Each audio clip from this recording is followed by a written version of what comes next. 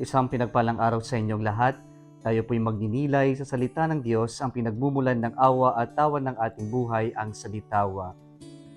Sinabi ng ating Panginoong Jesucristo sa ating Ebanghelyo ngayon, "Be on your guard and avoid every kind of greed." Mga kapatid, sa ating Ebanghelyo ngayon, pinapatunayan po ng Panginoon na hindi naman po masama ang mga yaman sa mundo. In fact, they are blessings. Ang pagiging masama po ay yung pagiging ganid natin, pagiging makasarili natin, at ang gawin nating Diyos-Diyosan o sentro ng buhay natin ang mga material na bagay o ang mga yaman na bagay sa ibabaw ng mundo. Kaya po, ang paanlala at paanyaya ng Panginoon sa atin ngayon ay ang iwasan ang pagiging ganid o makasarili. May lumapit po sa ating Panginoon na isang lalaki na nagpapatulong para ayusin yung kanyang higwaan ng kanyang nakakatandang kapatid tungkol sa mana. Pero ang Panginoon hindi concerned sa kanilang dispute.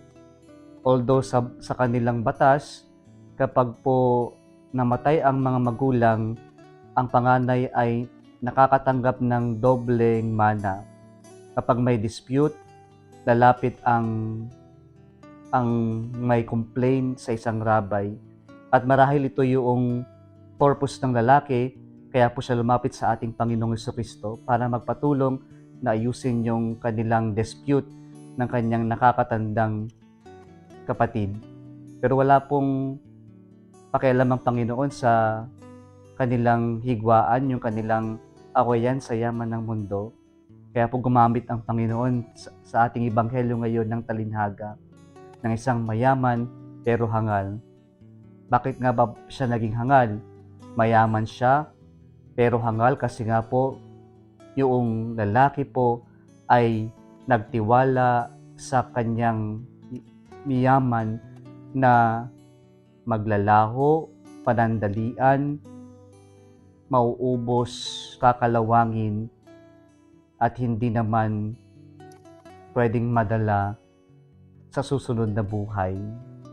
Pangalawa, siya ay mayaman pero hangal kasi makasarili.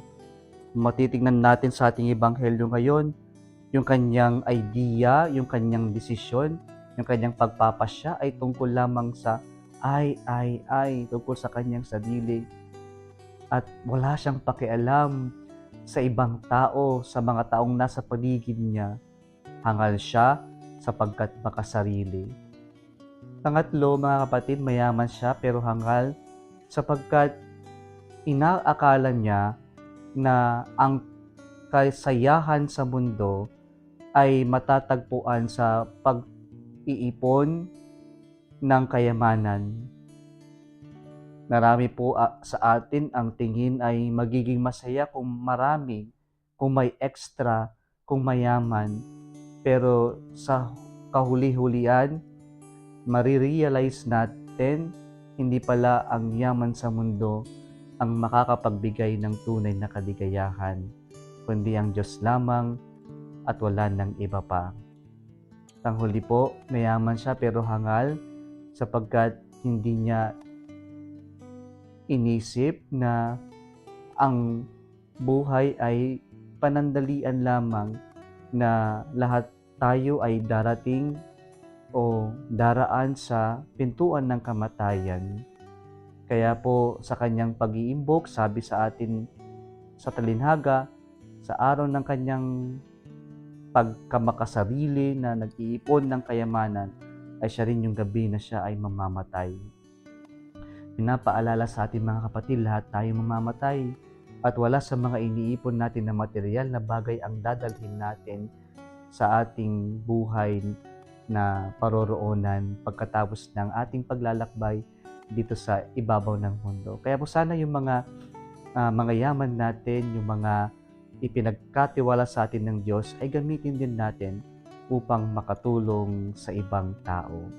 Kung nagustuhan mo ang video na ito, huwag kalimutang like, i-share at mag-subscribe sa Litao Facebook page and YouTube channel. Muli isang pinagpalang araw sa inyong lahat.